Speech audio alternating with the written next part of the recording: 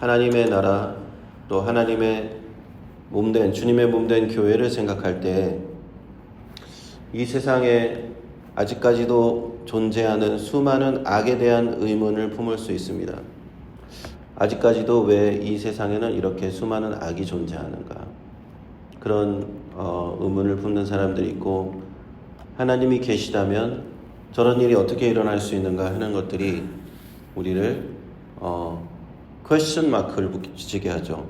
하나님은 왜 저런 일들을 그냥 두시는가 하는 것이죠. 거기에 대한 대답을 오늘 성경 말씀 마태복음 13장은 저희들에게 주시고 계십니다. 31절에 보시면 또 비유를 베풀어 가라사대 천국은 마치 사람이 자기 밭에 갖다 심은 겨자씨 하나 같으니 이는 모든 씨보다 작은 것이로되 자란 후에는 나물보다 커서 나무가 되매 공중의 새들이 와서 그 가지에 깃들이니라.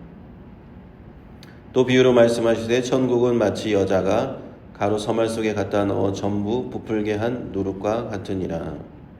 겨자씨는 고대로부터 모든 씨 중에 가장 작은 씨로 여겨졌습니다. 그런데 이 씨가 자라면 큰 나무가 되죠. 그리고 공중에 새들이 앉을 정도로 커집니다. 누룩도 마찬가지입니다. 누룩의 비유도 같은 얘기를 하고 있는데, 적은 양의 누룩을 밀가루에 넣었을 때 부풀면서 엄청나게 많은 양의 빵이 됩니다.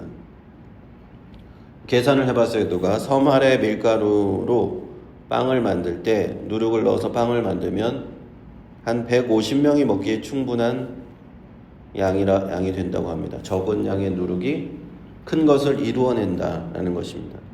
이처럼 겨자씨처럼 누룩처럼 하나님 나라는 보잘것없이 시작했어요. 하나님 나라가 처음에 이 땅에 왔을 때 막 이 땅을 진동하면서 세상 모든 사람들이 다 알 수 있도록 그렇게 온 것은 아니었습니다. 마치 겨자씨처럼 왔어요. 적은 양의 누룩같이 아주 작은 모습으로 시작되었어요. 지금은 전 세계에 우리가 교회를 다 볼 수가 있지만 2000년 전을 생각해 보십시오. 갈릴리 땅에 예수님이 처음 오셨을 때, 그때 하나님께서 하나님의 아들이 그 땅에 오셨다는 것을 누가 알 수 있었겠습니까? 예수님께서 만났던 사람들은 그 땅의 일부적, 지금 전체적으로 보면, 전체 지구적으로 보면 아주 일부의 사람들만 만나셨잖아요.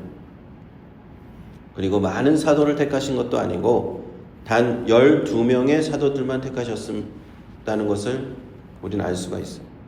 120명도 1200명도 아닌 12명의 사도만 택하셨습니다. 그런데 2000년이 지난 지금 현재를 보십시오.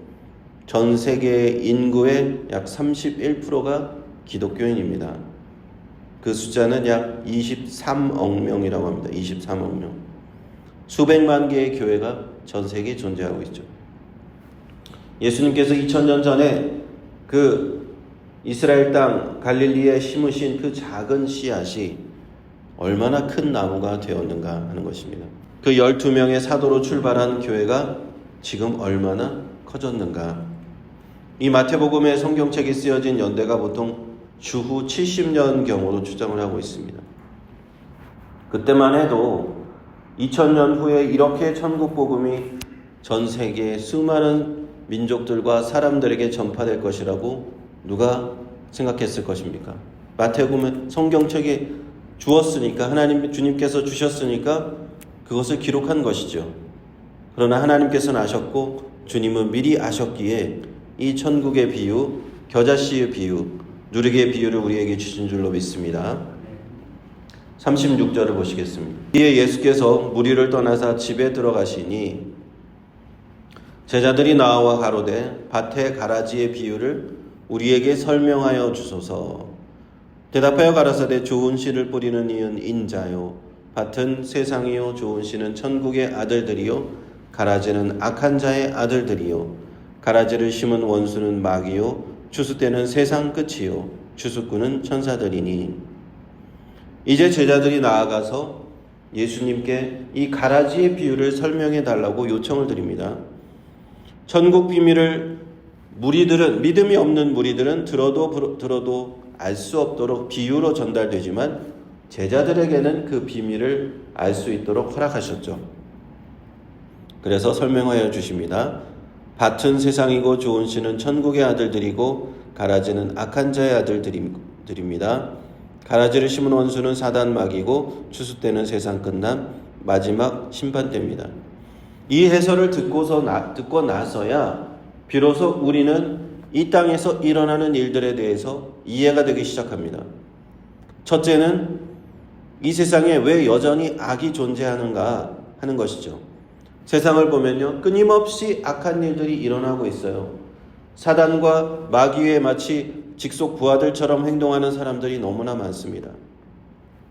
지금도 세계에는 계속 전쟁이 계속되고 있고 수많은 사람들이 전쟁터에서 목숨을 잃어가고 있습니다.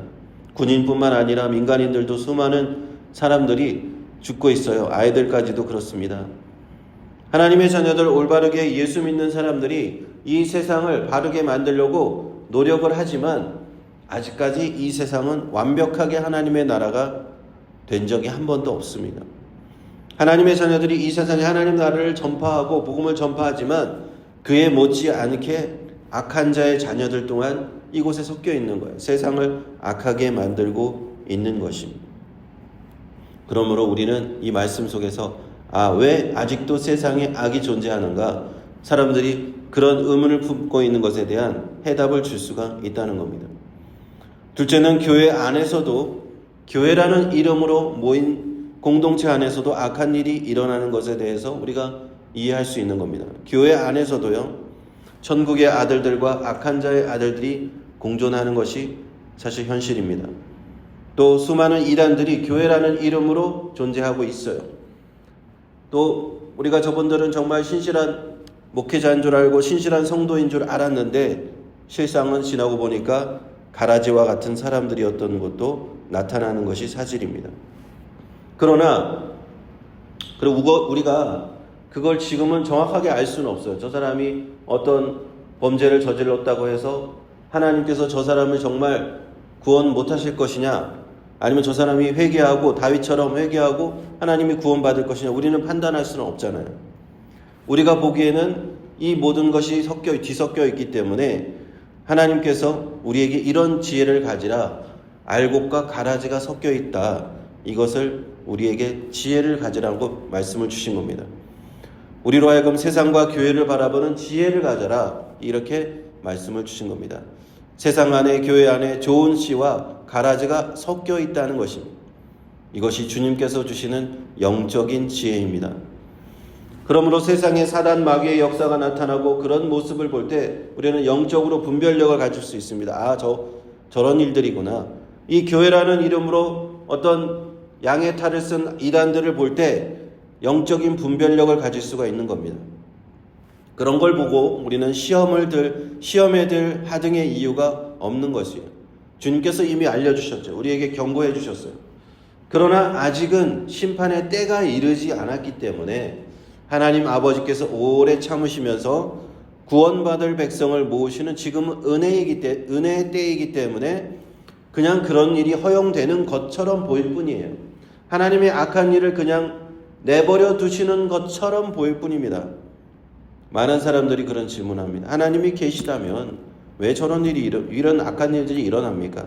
이 잔인무도한 범죄들, 교회 안에서도 왜 교회라는 이름으로 이런 악한 일들이 일어나고 믿음이 있는 사람들이 왜 저런 일들을 합니까? 하나님이 안 계신 거 아닙니까? 하나님이 계십니까? 라고 시험에 들어서 믿음을 버리는 그런 안타까운 사람들이 있어요.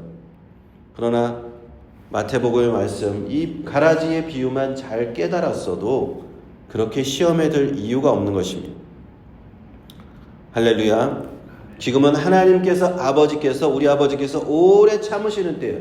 인내하심으로 회개의 기회를 우리에게 주고 계시는 그 때입니다. 은혜의 때를 우리가 오해하면 안 돼요. 하나님이 당장 심판하지 않으신다고 해서, 당장 가라지를 솎아내지 않으신다고 해서 오해하면 안 됩니다. 하나님께서 기다리시는데요. 그러나 그 기다리심도 끝이 있어요. 그때는 추수 때입니다. 마지막 심판의 때입니다. 그때가 되면 사단 마귀의 자녀들은, 가라지들은 모두 심판을 받고 불에 태워질 것입니다. 40절을 보시겠습니다. 그런즉 가라지를 거두어 불에 사르는 것 같이 세상 끝에도 그러하리라. 인자가 그 천사들을 보내리니 저희가 그 나라에서 모든 넘어지게 하는 것과 또 불법을 행하는 자들을 거두어내어 풀무불에 던져 넣으리니 거기서 울며 이를 갈미 있으리라. 모든 넘어지게 하는 것이라고 했잖아요. 믿음을 가진 사람이 믿음을 버리도록 넘어지게 하는 그런 일들 일어나는 겁니다. 가라지를 거두게 하시고 불에 사르는 것 같은 하나님의 심판의 때, 그리고 우리는 그때를 종말의 때, 마지막 심판의 때라고 말합니다. 그때가 되면 하나님의 인내의 시간은 끝이 납니다. 하나님의 자비하심과 사랑하심으로 회개할 기회를 오랫동안 주셨는데 그 오래 참으심의 시간이 끝나는 때, 그때가 심판의 때가 온다는 겁니다. 그때가 이르러서 하나님의 심판날 내가 회개하겠다 하면은 그때는 이미 너무 늦어요. 너무 늦습니다. 그래서 주님께서는 말씀하십니다. 인자가 와서 천사들을 보내어 가라지들을 다 솎아내는 그때가 오는데 사단 마귀의 직속 자녀들, 그 악한 자들이 하나님의 자녀들과 구분돼서 뽑혀갈 것이고, 거짓된 믿음으로 세상을 미혹한 수많은 이단들, 사람들을 믿음으로 넘어지게 한 그런 이단들도 심판을 받을 겁니다. 양의 탈을 쓴 이니와 같은 거짓 믿음을 가진 사람과 거짓 선지자들, 그런 사람들도 다 심판을 받게 될 것입니다. 그들이 받을 심판은 불심판입니다. 풀무불에 던져짐과 같은 심판일 것입니다. 그러나 의인들은 어떻게 될까요? 43절에 보시면 그때 의인들은 자기 아버지 나라에서 해와 같이 빛나리라. 귀 있는 자는 들으라. 그때 의인들, 천국의 아들들은 가라지와 구별되는 시간인 겁니다. 하나님 나라에서 해와 같이 빛난다라고 말씀합니다. 이 해와 같이 빛난다라고 할 때 이 해와 같이 빛난다는 그 헬라어 용어를 보면 예수님께서 변화산에서 그 용모가 변하실 때의 그 단어와 정확하게 일치합니다. 예수님께서 얼굴이 해와 같이 빛나셨다고 되어 있어요. 17장에, 마태복음 17장에. 무슨 말입니까? 우리 주님께서 하나님 나라에서 빛나심과 같이 주님을 믿고 따르는 제자들 또한 이 주님의 영화로움에 참여하게 될 것이다 하는 것입니다. 하나님의 영광을 경험하는 것이 이 예수 그리스도 제자들, 믿음을 지킨 자들, 의인들이 경험할 거게 될 것입니다. 그러므로 회개하라, 천국이 가까이 왔다고 천국 복음을 선포하신 주님께서 그 복음을 선포하신 이래로 천국은 이 땅 위에 임하였습니다. 예수 복음은 아주 작고 미미한 모습으로 임하였습니다. 겨자씨처럼 누룩처럼 그렇게 임했지만 이 땅 위에서 엄청나게 지금 자라났고 부풀어 났습니다. 누룩이 들어간 밀가루처럼 부풀었습니다. 그러나 하나님 나라가 이 땅 위에 큰 세력을 펼쳤듯이 사단이 뿌려놓은 가라지 또한 그 속에서 함께 자란 것을 우리는 알고 있습니다. 천국은 이미 이곳에 왔지만 아직 완성되지는 않았습니다. 신학적으로는 우리는 Kingdom of God is already but not yet 이라고 합니다. already지만 not yet. 이미 이곳에 왔지만 아직 완성된 것은 아닙니다. 하나님의 나라는 오늘 말씀과 같이 마지막 날 종말의 때에 하나님의 심판의 때에 완성이 됩니다. 그 종말의 때는 예수님께서 친히 오셔서 심판의 주가 되실 것이고 가라지들은 곧 악한 자의 자녀들은 세상에서 솎아내서 풀무불에 던져질 것입니다. 반면 믿음을 지킨 하나님의 자녀들, 하나님의 의인들은 하나님의 영광을 경험하며 주님과 함께 해와 같이 빛나는 영광을 받을 것입니다.